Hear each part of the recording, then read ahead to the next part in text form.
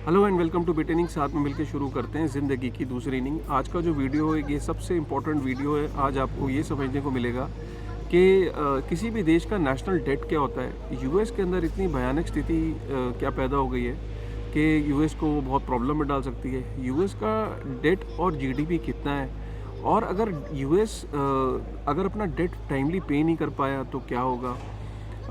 US के अंदर कांग्रेस और रिपब्लिकन्स क्यों लड़ाई लड़ रहे हैं डेट को लेके। आज ये कुछ इतना इंपॉर्टेंट वीडियो है ना कि आप हमेशा ये सोचते होगे कि यार एक्चुअली में बिटकॉइन का यूज़ केस क्या है और बिटकॉइन का फ्यूचर क्या है। उसको समझने से पहले ना आपको जो जिस तरह की परेशानियों से जो देश गुजर रहे हैं, और मैं डेवलप्ड इकोनॉमीज़ की बात कर रहा हूँ, अभी डेवलपिंग की तो बात ही नहीं कर रहा हूँ। अगर आप उनकी कहानी को समझ जाएंगे तो आपको एक क्लैरिटी हो जाएगी कि आने वाला फ्यूचर क्या है, राइट। तो वीडियो नॉलेज से भरा है, एजुकेशन से भरा है। आज आपको इतनी ज़्यादा क्लैरिटी मिलेगी कि एक्चुअल में दुनिया में हो क्या रहा है। तो वीडियो को लाइक ज़रूर करिएगा जाते जाते। हमेशा की तरह मेरे इन्फॉर्मेटिव वीडियोस होते हैं, कुछ सीखने को मिलेगा आपको। वीडियो को लाइक ज़रूर करेगा और कमेंट ज़रूर करेगा। किसी भी देश को चलाने के लिए पहले ये समझते हैं कि किसी घर को चलाना कैसा होता है। जैसे आप लोग हैं, आप में से कुछ लोग शादीशुदा होंगे या अपने माँ बाप को देख रहे हैं, पेरेंट्स को देख रहे हैं। तो किसी भी घर को चलाने के लिए कुछ खर्चे होते हैं और कुछ आमदनी होती है, इनकम होती है। अब आपके किसी भी जो परिवार का जो हेड है, चाहे वो फादर है या मदर है या दोनों ही हैं, उन दोनों का ऑब्जेक्टिव ये होता है कि हम अपने खर्चों को कम रखें और इनकम को ज़्यादा रखें, ताकि हम अपने गोल्स को मीट आउट कर सकें। अगर हमारे खर्चे ज़्यादा होंगे, हमारी इनकम कम होगी, तो क्या होगा, किसी भी परिवार की फाइनेंशियल स्थिति बिगड़ जाएगी। फाइनेंशियल स्थिति बिगड़ेगी, उनको अगर इमरजेंसी में पैसे की ज़रूरत पड़ गई तो उन्हें कुछ अपने एसेट्स बेचना पड़ जाएंगे। और सोसाइटी के अंदर भी और बैंक्स के अंदर भी सिबिल स्कोर गिर जाता है। सोसाइटी के अंदर भी लोग ये कहने लगते हैं कि यार इस परिवार की माली हालत ठीक नहीं है, इनको पैसे देना रिस्की है। ऐसी बातें आपने सुनी होंगी। तो इसलिए मेरा ये मानना है कि आप भली भांति जानते हैं कि परिवार को चलाने के लिए इनकम ज़्यादा होनी चाहिए और खर्चे कम होने चाहिए, और अगर खर्चे बढ़ रहे हैं तो खर्चों को कंट्रोल करना चाहिए।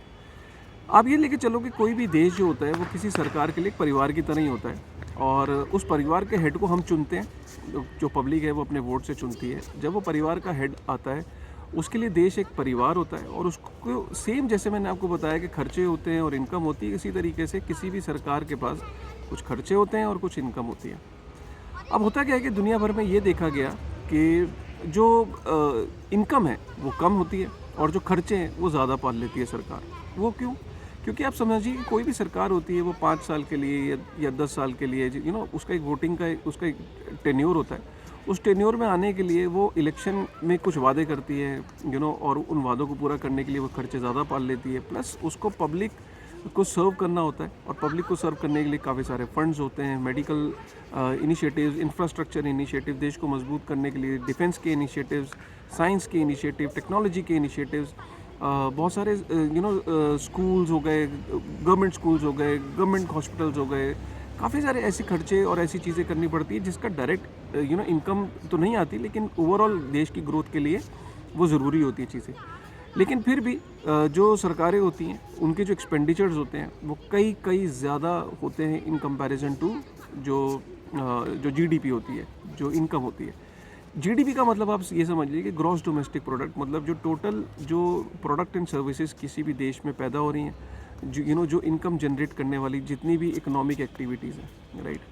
तो इसका मतलब क्या है कि जो डेट है मतलब जो देनदारी है, जो एक्सपेंडिचर है। और जीडीपी का क्या मतलब है? जीडीपी का मतलब है टोटल गुड्स एंड सर्विसेज, जो टोटल इकोनॉमिक एक्टिविटी जो देश के अंदर हो रही है, जिससे जो है इनकम जनरेट हो रही है।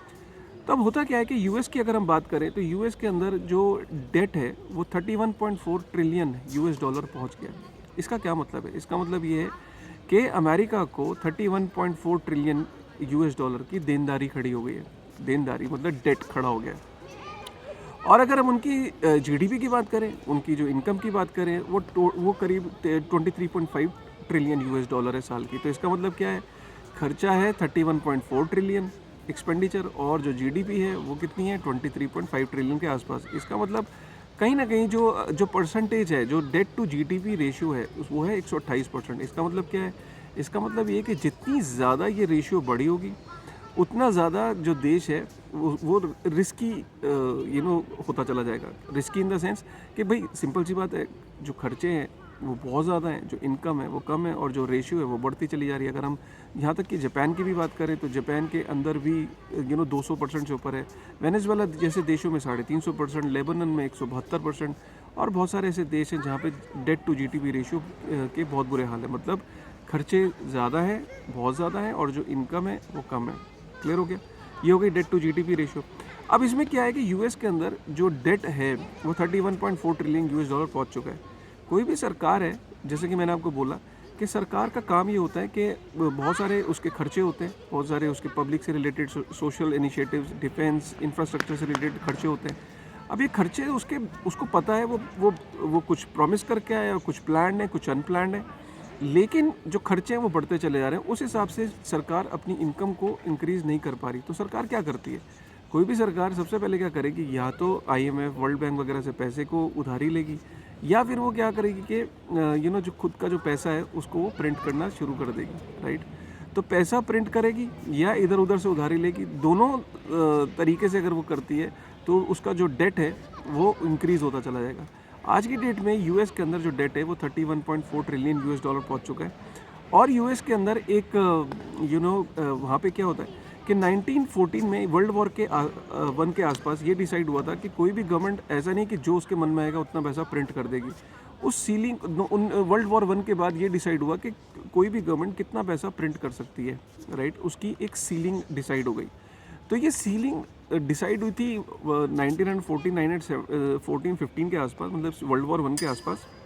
लेकिन ये ceiling time to time increase होती चली जाती है। इसमें क्या होता है, जो कांग्रेस होती है जिसमें डेमोक्रेट्स और रिपब्लिकन्स दोनों मिलके क्या करते हैं, इस सीलिंग को बढ़ाते चले जाते हैं। आप सोचो कि तब से ये शुरू हुई थी कि इससे ज़्यादा पैसा प्रिंट नहीं करेंगे। आज जो टोटल सीलिंग है वो 31.4 ट्रिलियन यूएस डॉलर डिसाइड हुई, और वो यूएस जो है वो टच कर गया। इसका मतलब जानते हैं क्या है कि अब इससे ज़्यादा पैसा वो प्रिंट नहीं कर सकती, या इससे ज़्यादा वो डेट और नहीं बढ़ा सकते। और ये चीज़ वो जो वहाँ की जो ट्रेजरी है, जो जिसका काम है कि गवर्नमेंट की सारी ऑब्लिगेशंस को मीट आउट करना, जेनेट येलन, उसका ये काम ये है कि गवर्नमेंट की जितनी भी देनदारियाँ हैं, जो कि जैसे पेंशन फंड्स हैं, जो उसके खर्चे हैं, जो उसके बिल्स हैं जो उसको देने होते हैं हर महीने, जैसे किसी भी घर वाले को फ़ोन का बिल देना है, रेंट देना है, ऐसी सरकार को अलग अलग फंड्स के अंदर, अलग अलग सोशल सिक्योरिटी स्कीम्स के अंदर पैसा देना होता है। अब जेनेट येलन ये कह रही है कि सरकार के पास सिर्फ जून 2023 तक का पैसा है। जून 2023 के पास सरकार के पास पैसा नहीं होगा। तो जेनेट येलन ने ये बोला है कि कि रिपब्लिकन्स को कि भैया इस सीलिंग को बढ़ा दिया जाए। रिपब्लिकन्स कह रहे हैं भैया ये सीलिंग नहीं बढ़ेगी, आप अपने खर्चे कम करिए। और ये हर बार का ये होता है, डेमोक्रेट्स और रिपब्लिकन्स की लड़ाई बढ़ती चली जा रही है। पहले ये काम बहुत आसानी से सीलिंग बढ़ जाती थी, अब क्योंकि ये जिस तरीके से पॉलिटिकल सिनेरियो होता जा रहा है, पोलराइजेशन बढ़ रही है, तो दोनों पार्टियां जो है इसमें रिपब्लिकन्स अपनी असहमति दिखा रहे हैं, वो इसके फेवर में नहीं है। और अगर वो इसके अगर फेवर में नहीं हुए, और अगर जून तक की देनदारी का पैसा है अमेरिका के पास, अगर जून तक अगर रिपब्लिकन्स अग्री नहीं किए, कांग्रेस अग्री नहीं करी ये सीलिंग बढ़ाने के लिए, तो होगा क्या? होगा ये अल्टीमेटली कि गवर्नमेंट को डिफ़ॉल्ट हो जाएगा। डिफ़ॉल्ट मतलब अपनी पेमेंट पे वो डिफ़ॉल्ट कर देंगे। मतलब समझो कि आपकी ईएमआई अगर बाउंस हो जाए, भाई आपकी ईएमआई की डेट और अगर ईएमआई बाउंस हो जाए तो क्या हो जाएगा? आपका सिविल स्कोर नीचे हो जाएगा ना, और बैंक आगे से आपको लोन नहीं देगा। तो सिमिलरली अगर अमेरिका का डिफ़ॉल्ट हो गया जून के बाद, उसके बाद उसका पैसे नहीं बचे देने के लिए और अपने डेट को क्लियर करने के लिए, तो होगा क्या? उसकी जो क्रेडिट रेटिंग्स हैं वो गिर जाएंगी। उसकी जो लोन उसको बाहर से उसको अगर लेना है तो वो लोन महंगा मिलेगा, उसकी बोरोइंग्स महंगी मिलेंगी, पूरा का पूरा स्टॉक मार्केट क्रैश हो जाएगा, बहुत सारा जॉब लॉस होगा, बहुत सारी गवर्नमेंट्स की जॉब लॉस होंगे, बहुत सारे ऐसे लोग होंगे जो जो सड़कों पे आ जाएंगे। इनफैक्ट यूएस के अंदर जो अनएम्प्लॉयमेंट का जो एक भत्ता मिलता है वो भत्ता बंद हो जाएगा। तो जब सरकार के पास पैसा ही नहीं होगा देने के लिए, तो आप समझ सकते हो। और अगर यूएस के अंदर ये कैटास्ट्रॉफी आई, अगर यूएस का S&P 500 गिरता है और यूएस की अगर इकोनॉमी अगर क्रैश करती है, तो आप सोच सकते हो इसका एक वायरल इफेक्ट आएगा पूरी दुनिया पे। तो ये एक बहुत बड़ा अब आप कहोगे कि सर इसके कितने चांसेस हैं? देखिए अल्टीमेटली रिपब्लिकन्स भी अमेरिकन्स हैं, और चांसेस यही होंगे कि वो सीलिंग को, जैसे हर बार ये होता था, सीलिंग को फिर बढ़ा दिया जाएगा।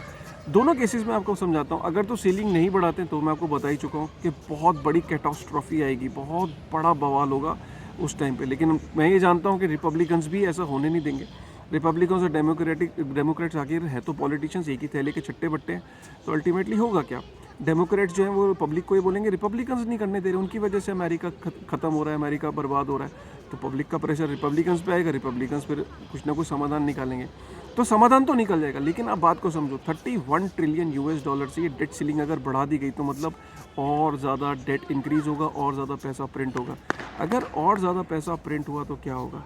आप समझ सकते हैं कि यूएस के अंदर 40% 37% जो है जो यूएस डॉलर प्रिंट हुआ है वो 2020 के बाद पैसा प्रिंट हुआ है। आप सोचो कोविड के बाद, और अगर इस स्केल पे पैसा प्रिंट होता है और आगे भी अगर ये डेट सीलिंग बढ़ाई जाएगी तो आप सोच सकते हो कि मार्केट के अंदर कितना पैसा प्रिंट होगा। और जैसे ही हमने देखा है कि क्वांटिटेटिव ईजिंग होती है, डेट बढ़ाया जाता है, पैसे इंक्रीज़ किया जाता है, तो हमने देखा कि स्टॉक मार्केट्स हो गई और कमोडिटीज़ हो गई, बिटकॉइन हो गया, इसके अंदर हमने कितनी तेज़ी से उछाल देखा है। तो जून 2023 जो है वो बहुत ही महत्वपूर्ण एक महीना है, जो बहुत ही जस्ट अराउंड द कॉर्नर है। अगले 5-6 महीने में आपको पता लग जाएगा।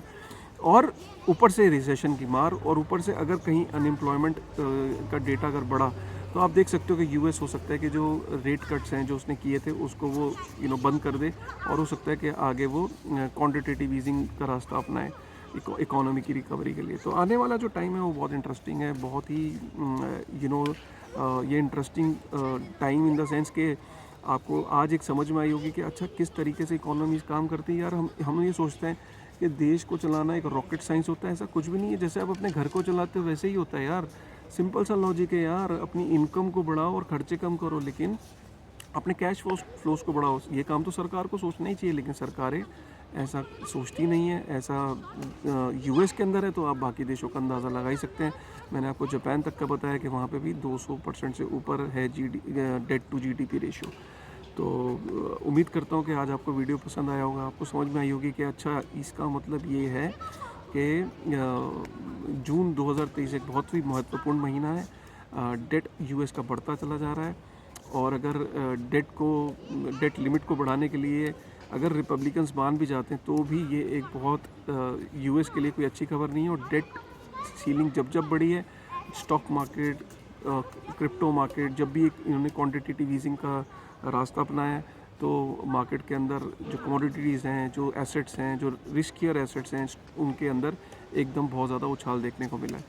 कैसा लगा आपको आज का वीडियो? अगर वीडियो पसंद आया तो प्लीज़ लाइक करेगा। कमेंट तो आपके बहुत ही पसंद आ रहे हैं यार, कमेंट से एनर्जी मिल रही है, उन्हें आने दीजिए, मतलब वो उससे अच्छा लग रहा है कमेंट्स को देख के। और ऐसे ही अपना प्यार बनाए रखें, और ऐसे ही लाइक करिए, बेल आइकन ज़रूर प्रेस करिए। फिर से मिलते हैं फिर एक नेक्स्ट वीडियो में। तब तक के लिए thank you, just take care, okay.